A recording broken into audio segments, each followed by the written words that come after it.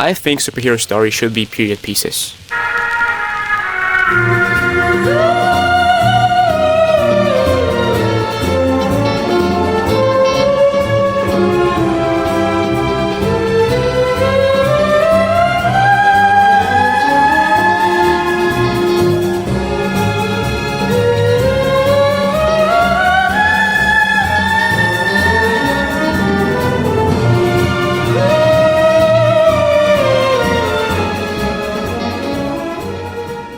New Frontier, First Steps, The Incredibles, Life Story, Keep It Crusader, they're all amazing stories, all period pieces. But why do we keep coming back to the past? Why do those heroes really feel more real in those decades? And why do their worlds feel so much more colorful, so much more alive that way? Hey, I am Gusvo, I am a writer, and I'm here to talk about time, its ghost, and the superhero fantasy.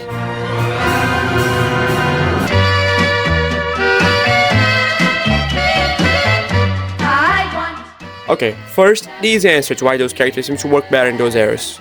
It's because it was at that time that they were conceived. Now, the better answer. It's because they were conceived because of that time. Comics are, more than most other mediums, so defined by time itself, by their eras, or as we call it, their ages. As the medium thrived, it evolved, it changed, more sophisticated, more experimental.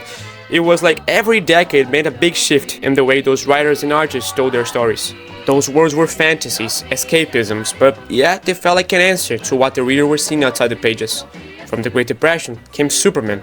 From World War II came Captain America. From the Cold War, the Fantastic Four.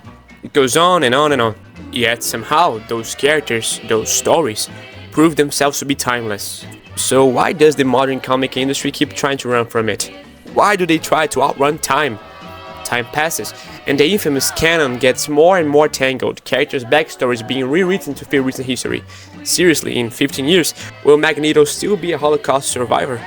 Listen, I'm not talking about the 50s or the 60s specifically, just look at the original universe, it screams 2000s.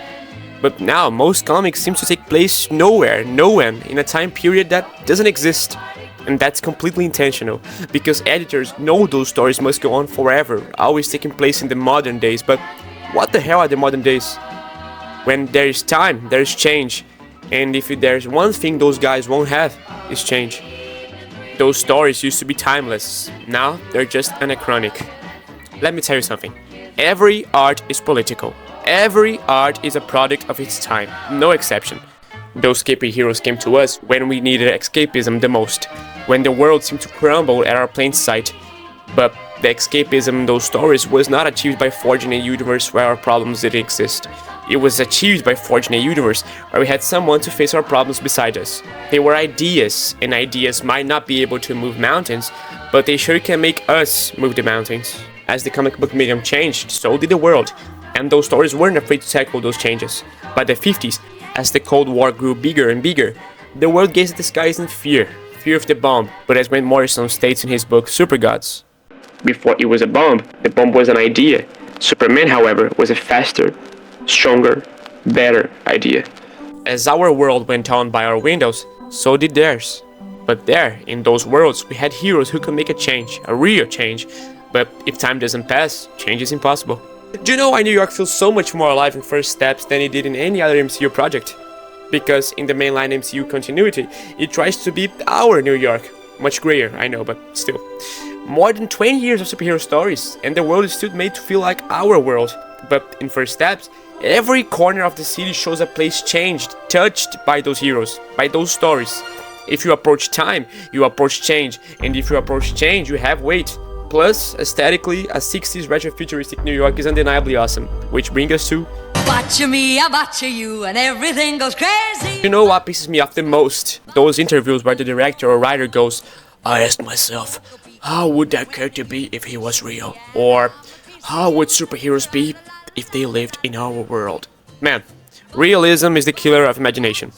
Don't try to build a character to fit our world, build a world to fit that character. Fantasy worlds should feel kinda alien to us. Familiar, yet different. It was just so fun to step into an era that felt so familiar and yet so otherworldly, so nostalgic and futuristic at the same time. You see First Steps New York, and yep, that's definitely New York, but it's so particular to its own world and character that it almost feels like a different city. And that's exactly like Time feels.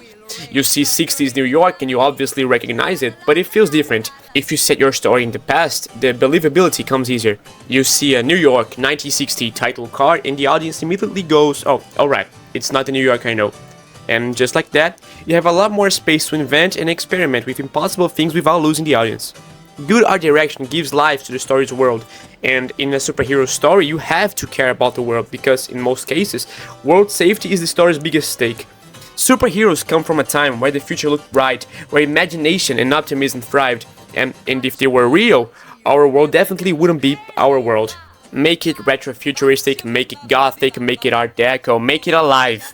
The world support the characters, not the other way around. So, enough of how would that character be if he lived in the real world. Instead, let's ask ourselves, how would the world be if those characters were real? Such as time itself, every world must have its own aesthetic, every story with its own... Time is a theme, time is a genre. With time, with the passing of eras and ages, new tropes and ways of storytelling emerge and become part of it, part of the zeitgeist. Just like the 40s with film noir, 50s with sci-fi, 60s with espionage, and 70s with the dirty and urban New Hollywood. Superheroes, on the other hand, are not exactly a genre or a theme, but actually a character archetype, a trope. You can marry superheroes with drama, horror, action, comedy, you name it. So, when you depict a period with the lens of the superhero, you get the chance to truly bring something new to the table. Look at this. By late 2012, early 2013, Powerhouse Animation pitched a project called Marvel Eras. The idea was simple enough. An anthology with short stories, each one set in a decade of Marvel history, inspired by the comics, the films, the art, and the culture of the time. Here's the list.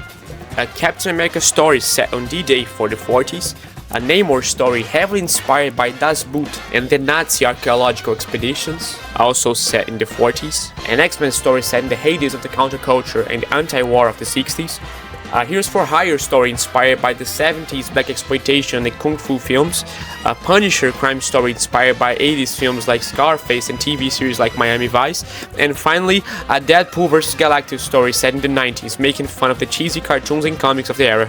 Brilliant, right? Yeah, but it was rejected. By that time, Disney had just bought Marvel and the MCU was ascending to its prime. So they wanted animation that could promote their cinematic universe, that infamous MCU synergy as we call it today. But you get it, just by seeing those concepts you can feel how rich they could be. Just how heavy is the influence of time in superheroes. Imagine how much more you can do with a concept like that. Like an 80s New Mutant stories based on John Hughes films like Breakfast Club, or a 90s Miles Morales Spider-Man story influenced by Spike Lee. And we're just scratching the surface here. I can't tell you how happy I am that things like First Steps and Cape Crusader are being made right now, but they shouldn't feel like rare examples. And mind you, I'm only talking about films or TV. Why not bring it to mainline comics, or maybe elsewhere, I don't care. Just give me a place to see those stories. Forget that everlasting continuity of canon always having to feed itself to the present day. Make it a timeline, make it a sandbox. We had enough of those anachronic stories set in nowhere, no when. Show us how those characters can change the world. Bring us the timeless universe of Marvels and Legends. Don't bring those characters to our world. Give us a window for us to look at theirs.